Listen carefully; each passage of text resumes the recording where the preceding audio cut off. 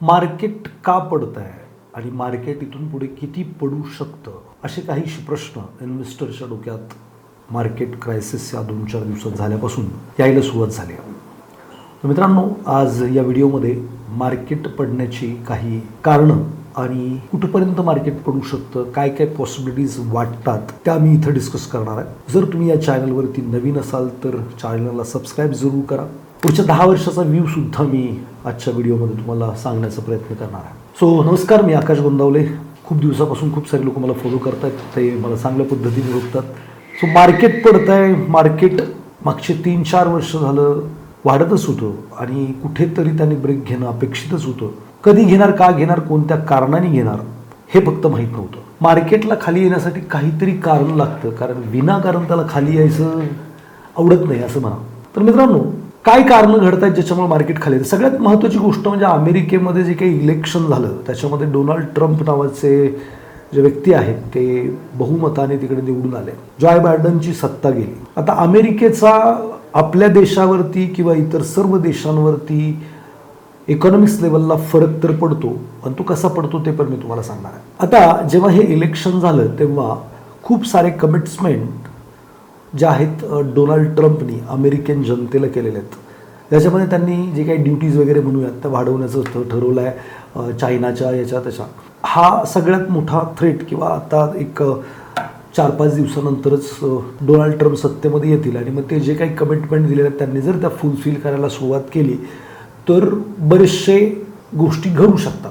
मग असं हे अनसर्टन वातावरण मार्केटला वाढीसाठी कधीही चांगलं नसतं की नक्की काय घडणार आहे बुवा. हे जर माहीत नसेल तर मार्केट एक ब्रेक घेतं आणि तो मार्केटने घेतलाच पाहिजे.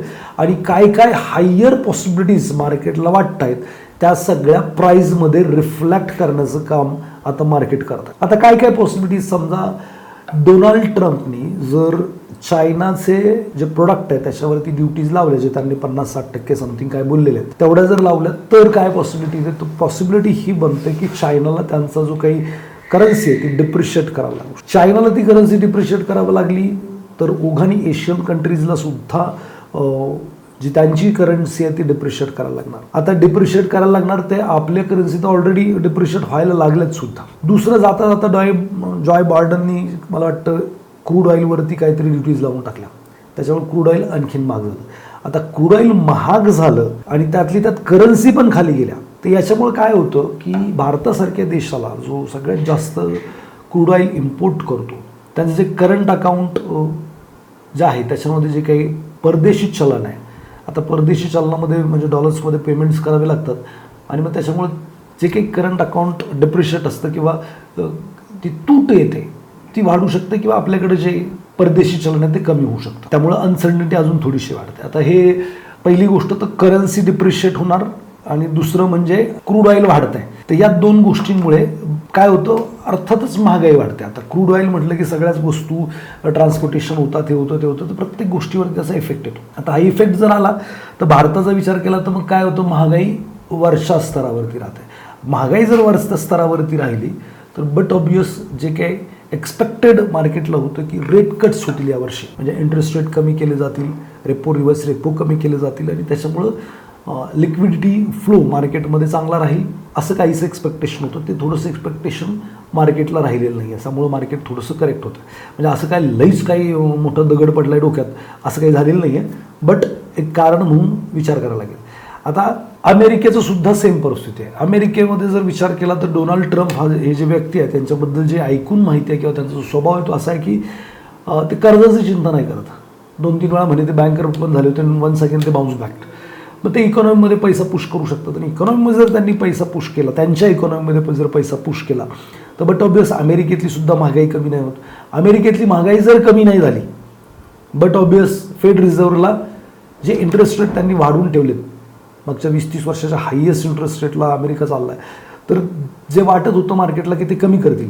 जर फेड रिझर्व्हनी इंटरेस्ट रेट कमी केले तर इंडियाला सुद्धा कमी करता येतील. फेड रिझर्व्ह जर इंटरेस्ट रेट कमी करणार नाही अशी जर एक्सपेक्टेशन असेल तर परत अजून विषय येतो, तो म्हणजे FIIचा. बघा, FIIनी विक्री जोरदार सुरू ठेवली आणि त्यांनी काय केलं, त्यांच्या देशात ते पैसे घेऊन चाललेत. याचं कारण असं आहे की बुवा तिकडंच जर आम्हाला हायर इंटरेस्ट रेट मिळणार असेल तर आम्ही तुमच्या देशात काय यावं, तुमची करन्सी डिप्रिशिएट होण्याचे चान्सेस दिसत आहेत, तुम्ही इंटरेस्ट रेट पण कमी नाही करणार आहे.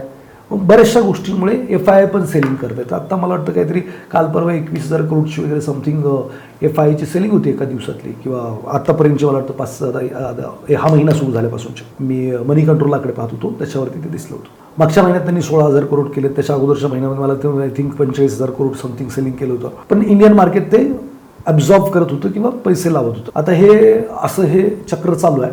तर पहिलं कारण जर विचारात घेतलं तर अमेरिकन गव्हर्नमेंट जे लीड करतं इंडियाला, त्याच्या ज्या पॉलिसीज येणार आहेत त्या वेगळ्या येणार आहेत. तो थ्रेट आहे. त्या थ्रेटमुळं काय होतं आहे, क्रूड ऑइल थोडंसं वाढलं. क्रूड ऑइल वाढलं, बट ऑब्वियस जर FII विक्री करत आहे तर परत ते काय करतायत, डॉलरला डिमांड करतायत, रुपया विकतायत. त्याच्यामुळे पण आपली करन्सी वीक होते आहे. क्रूड ऑइल पण वाढत आहे, बट ऑब्वियस जो डेंट येतोय तो करंट अकाउंट डिप्रिशिएटला येत आहे. मग हे जे विषय आहेत त्याच्यामुळे अनसर्टन्टी वाढते आणि मार्केट खालच्या दिशेने निघतं. महागाई वाढणार, बट इंटरेस्ट रेट कमी नाही होणार तर कॅपेक्स, त्याला कॅपिटल एक्सपान्शन म्हणतात, ते नाही होणार. ते नाही झालं तर रोजगारावरती इफेक्ट येऊ शकतो. अशी सगळी चैनची शृंखला सुरू होते. आता हे कधी थांबणार किंवा काय होणार? मित्रांनो, मला तर साधं सरळ दिसतंय. मी जर आता इथं चार्टच माझ्यासमोर लावून बसलेलं, तर निफ्टीचा चार्ट जर विचारात घेतलं तर प्राईस करेक्शनमध्ये मार्केट दिसत आहे. प्राईस करेक्शन किती करू शकतो, तर जे आम्ही म्हणतो एक्सपोन्शियल मिनिमम ॲव्हरेज 200च्या वरती जर मार्केट असेल तर पॉझिटिव्ह टेरिटरीमध्ये आहे, आणि 200च्या खाली निघालं तर ते निगेटिव्हमध्ये. तर आत्ता ते 200च्या खाली आहे. खाली सपोर्ट कुठं दिसतोय, तर मला एक 22,700च्या आसपास मला वाटतं मार्केटनी थांबायला पाहिजे. म्हणजे जवळच आहे ते, काय एवढं काय लांब नाही आहे. त्याच्या खाली किती जाऊ शकेल, तर त्याच्या खाली बेस्ट सपोर्ट 21,700 समथिंगचा आहे. एवढं खाली जाईल का, तर जाऊ शकतं. आता याच्यामध्ये जाऊ का शकतं, तर निगेटिव्हिटी आली. तर मागच्या 4 वर्षामध्ये ज्या लोकांनी म्युच्युअल फंडच्या माध्यमातून किंवा डायरेक्ट स्टॉक मार्केटच्या माध्यमातून इन्व्हेस्टमेंट केली, असं म्हणतात कोविडच्या अगोदर 5 करोड अकाउंट होते, आता 15 करोड अकाउंट आहेत भारतामध्ये. मग ही यंग जनता आणि 30 इयर अँड लेसवाले जे 90% लोक आहेत, मग ही जी यंग जनता आहे ज्यांनी डाऊनफॉल पाहिलाच नाही, म्हणजे यांना जर म्हटलं ना म्युच्युअल फंडमध्ये चाला, तर ते म्हणणार स्टॉकमध्ये कुठेही पैसे लावा, पैसेच बनत आहेत. किंवा त्यांना सांगितलं ना कोणत्या ॲडवायझरची मदत घ्या इन्व्हेस्टमेंट करा, तर ते म्हटले नाही, ते मिड कॅप स्मॉल कॅप तर लई जोरदार रिटर्न आहे. मला वाटतं सगळ्यात जास्त करेक्शन या 2-4 दिवसामध्ये मिड कॅप स्मॉल कॅप सेगमेंटमध्येच आलेलं आहे. जोरात सपाटून पडले. आता हे जर टाईम करेक्शनमध्ये मार्केट पुढं मूव्ह केलं, म्हणजे प्रिव्हियस हाय और प्रिव्हियस लो तोडत नाही आणि मध्येच जेव्हा खेळत राहतं, त्याला म्हणून पण टाईम करेक्शन, तिथंच खेळत आहे. टाईम करेक्शनमध्ये जर मार्केट गेलं आणि हे निगेटिव्ह आकडे तुम्हाला वर्षभर 6 महिने बघायला लागले, तर याच्यातली काही जनता सेल करू शकते, अशी पॉसिबिलिटी. पण जर असं काही घडलं तर ही आपल्यासाठी बाईंग अपॉर्च्युनिटी आहे. तुम्ही काय आज उद्यासाठी मार्केटमध्ये पैसे बनवायला आलेले नाहीत. मी माझ्या करिअरमध्ये खूप वेळेला मार्केट पडल्यानंतर 2-2 वर्ष 3-3 वर्ष NAVs निगेटिव्ह पाहिलेले आहेत, तरीसुद्धा 20-20, 25-25% CAGR क्रिएट होताना पाहिलेलं आहे. मला नाही वाटत की इंडियाची स्टोरी संपलेली आहे किंवा काय झालेलं आहे. जगात सगळ्यात बेस्ट कंट्री किंवा इकॉनॉमी जर कोणती असेल आजच्या तारखेला, तर ती इंडिया आहे. असं तुम्ही जर 10 वर्षापूर्वी विचारात घेतलं असतं की भारत 3ऱ्या क्रमांकाची जगातली लार्जेस्ट इकॉनॉमी होऊ शकेल का, तर सगळ्या लोकांनी वेड्यात काढलं असतं. आजच्या तारखेला इंडिया अमेरिका, चीन नंतर 3ऱ्या क्रमांकाची लार्जेस्ट इकॉनॉमी ठरलेली आहे. भारत हा युवकांचा देश आहे आणि 29 वर्षाच्या आसपास ॲव्हरेज एज भारताचं येत आहे. या 29 वर्षाच्या युवकाला सगळं काही घ्यायचं आहे, ब्रँडेड घ्यायचं आहे, आयफोन घ्यायचा आहे, कार घ्यायची आहे, घर बांधायचं आहे, लक्झरी लाईफ जगायची आहे, ट्रॅव्हल करायचं आहे. मित्रांनो, पुष्पा 2 सारखा पिक्चर 6 दिवसामध्ये 1000 कोटी गल्ला करतो भारतामध्ये, हिंदीमध्ये फक्त. तर मला नाही वाटत काय अडचणी यायला पाहिजे. तुम्ही विमानतळावरती गेलात तर जसं बस स्टँडला गर्दी पाहायला मिळायची, तशी विमानतळावरती गर्दी पाहायला मिळते. आज मार्केटमध्ये गेलं तर उभा राहायला जागा नाही आहे. म्हणजे तुम्ही कुठेही जा, प्रचंड ह्यूज गर्दी आहे. एवढा मॉब बाहेर पडतो आहे, खरेदी करतो आहे, आणि सेल्सचे आकडेसुद्धा छान आहेत.